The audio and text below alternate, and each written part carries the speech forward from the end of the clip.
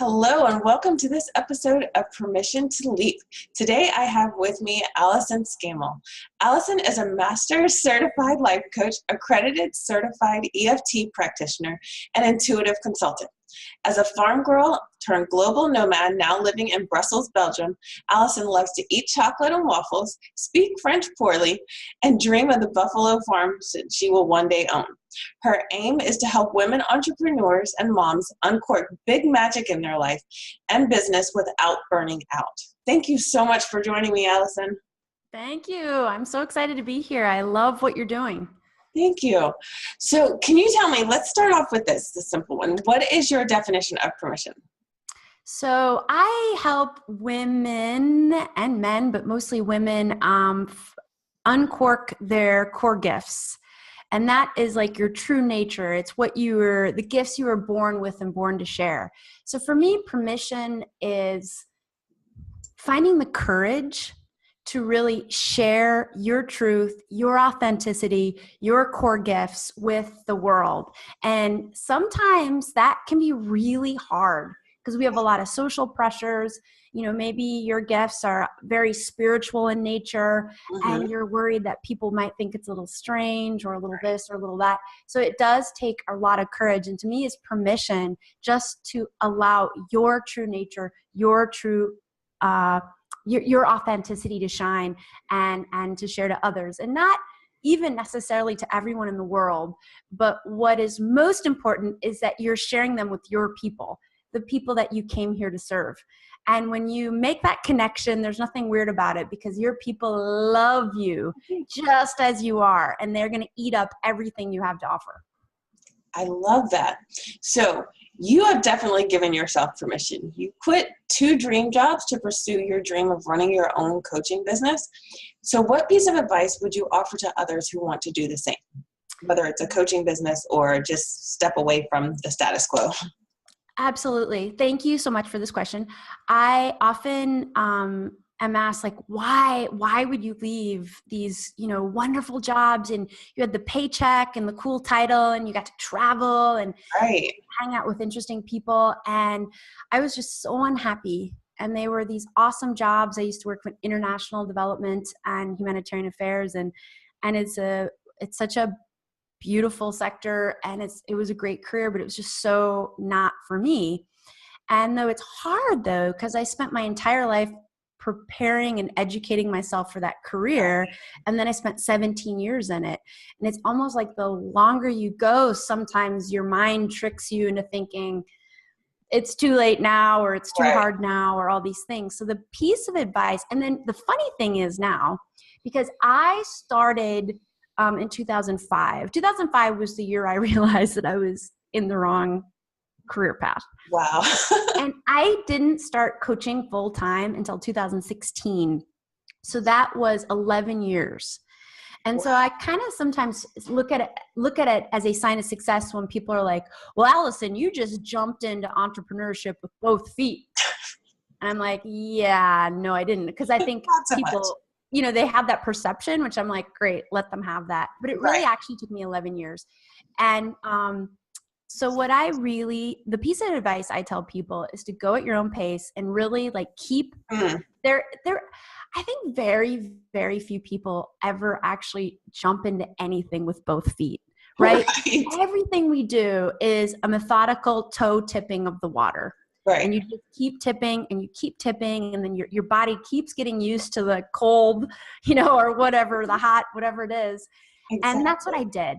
I just kept, using the water metaphor, I just kept walking into the water slowly, slowly, slowly. And I kept pushing gently on the edges of my comfort zone. And I kept creating in service to others because I didn't really even know what I wanted to do. I just knew I wanted to be an entrepreneur. So I started out writing books. Then I started a blog, and then blog led to coaching, and then the coaching led to my specific niche coaching, et cetera, et cetera. And so that is just there is no jumping into the water. So it's not scary, right? Right. And so it's just a methodical, slowly. And I'm a big fan of people keeping their day job and having the side hustle until they can't stand the day job anymore. And then they give their notice. But after you've really spent some time working on your side hustle, because I had basically my entrepreneurial world was a side hustle for, like I said, 11 years. And I wouldn't have done it any other way, because I think jumping in with both feet, unless you're independently wealthy, then, or, you're getting an influx of money coming in from somewhere, right, that still can be stressful. I think it's just too stressful for most of us. So my piece of advice is just keep walking, keep tipping your toe in the water, keep creating. And then when you're ready to take that leap, then it will be a leap, right? I like that. And that's something you don't hear very often. A lot of people are rush. You have to get there, and you have to get there now. Everybody else did it in 3 months or 6 months. And you don't often hear, like, people think that you have done it, so quickly. You don't hear the backstory of all the years that put into getting to that overnight success. Exactly. So I love the fact that you put that out there like that. So as I was introducing you, I was telling everyone that your aim is to help women entrepreneurs and moms uncork the big magic in their life and career without burning out. What exactly is your idea of uncork the big magic? Yeah, so I always like to explain what I mean by this, because I think it sounds cool, but when you really understand what it means, I think it's even cooler. As I said earlier, I like to help people uncork their core gifts, and it is kind of like a champagne bottle that's corked up. That sometimes our authenticity, our core gifts inside, are really like bottled up like a champagne bottle that is that's been shaken, and it's just like bursting to get out. And very often, because it can be really scary to really show our authenticity and our true nature to the world, it is the biggest parts of us, the most powerful parts of us, are the parts of us we tend to cork up, put the lid on, hide away inside. Yes. And very often someone in our childhood said something to us that made us think we were too much, we were not enough, something in between that. And then our brain decided that we should hide that part of us away. Right. And so I really like to help entrepreneurs, women entrepreneurs who are moms, and because especially moms, after we have kids, we really get into caretaker role. Right. And so then we really, really stop. We get distracted from what's going on inside of us. Kind of almost step out of ourselves because we're so busy caring for others. Right. So it's the process of, and it happens to all of us, but I think entrepreneurs and moms experience it acutely because we're so busy growing a family and growing a business that we just sometimes forget, like, what is it I am meant to offer? Like, what was I born with that I was meant to share with my people? So when I say uncork, it's the process of stepping back inside of yourself, if you will, and really that discovery of what it is. And sometimes it's, in some people that I coach, it's very subtle, their gifts. And in some people, it's very obvious. But in all of us, it's there, and it's uniquely ours. There's no two gifts in the whole world that are the same. And so that's why it is so important. That's why I think when people get frustrated about saturated markets and stuff, if you really, really focus in on your authenticity and focus on your people that you're there to serve, there is no saturated market anywhere. So that's the uncorking. And then the magic is that feeling that you get when you are the process of sharing your gifts to your people. It is nothing short than magic. It feels so good. It feels so unbelievable. Right. And when you really get into the flow of that, you can almost feel like you're on a walkway. What are those things called? The like at the airport, where you're just on what are those called? Movable walkways? Let's go with that. So it's just like you're standing on a movable walkway and you're not even putting any effort in when you really get into the flow. And I'm not in that flow every day, but when I get in it, it really, the only word that I can think of to describe it is magic. And so that's why I'm so passionate about uncorking my core gifts and making the magic in my life and then helping others to do the same. Oh my gosh, this is what I want. This is what women need. And you're so right. Like, as you go through the process of having children and building a business, and God help you if you're doing both at the same time, you really do forget exactly who you are and what your dream was, why you started out, on this journey in the first place. So, we know that the entrepreneurial game often comes with a lot of work. So how do you avoid the burnout and help others to do the same? Because I know you have children, you're growing your business. Like, how do you avoid that burnout? So this may sound trite, but I don't care. You've heard this before. And I'm going to tell you again because it bears repeating. And it really totally is about the self-care game. Oh. And so my self-care, I feel like, is self-care 2.0. Mm-hmm.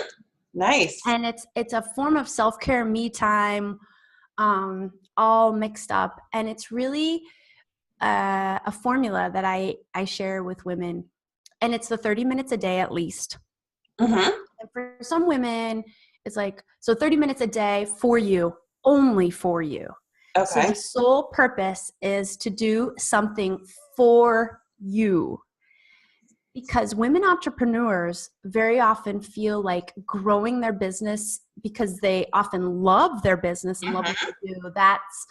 That's part of their self-care. That is not self-care.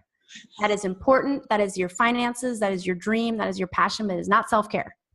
Okay. And, growing your business does take your energy and it takes your willpower and it takes all of those things. So the self-care is not about your kids or your partner or your household or your business. It's all about you. And it's so important. And when you build in at least 30 minutes a day, 7 days a week, which is 3.5 hours, and that's about 5% of your waking day, which isn't very much, it really can be a game changer. And yeah, I'm sure people listening to this like, yeah, I've heard it all before. And great, I'm glad people have heard it before. But I'm saying implement it when you actually do it. So there's one thing about like knowing taking time for ourselves is important. And then the other thing is actually doing it and seeing the results. Right. And all of a sudden, you start showing up as a better creative, a better mother, a better friend, a better daughter, better wife, all those things. And so I really feel so strongly about having a me time regime that is all about you and all about filling up your tank. Okay, so I have to ask because the self-care game sounds really good, but then there's the mom guilt. So how do you get past the mom guilt or the wife guilt or whatever it is and like really just let yourself be selfish for a minute? Absolutely. So I think that's the biggest barrier, I think, for most of us to go to that yoga class or book that massage or take that hot bath. Because we feel like, and especially if we have to spend time during our day growing our business. And then I know in my case, for example, I have a husband who puts in a lot of hours at work and I have an 18-month-old. So if I want to go to yoga, I have to pay childcare to go to yoga. So it's like, right. So I feel guilty to spend the money for childcare so I can go to yoga. Very often there's a belief in there somewhere. And if you can identify the belief, so maybe the belief is, it is selfish for me to go to yoga class. So if you can identify that thought and then just take a couple seconds to ask yourself the question, is it true? Is it selfish to go to yoga or to go to choir practice or to go to painting class or to take a walk in the forest? And just ask yourself the question honestly, is it true? And can you really know that it's true, that it's selfish? And just see what answer appears. And then step 2 of that is to take the whole thing and turn it into an experiment.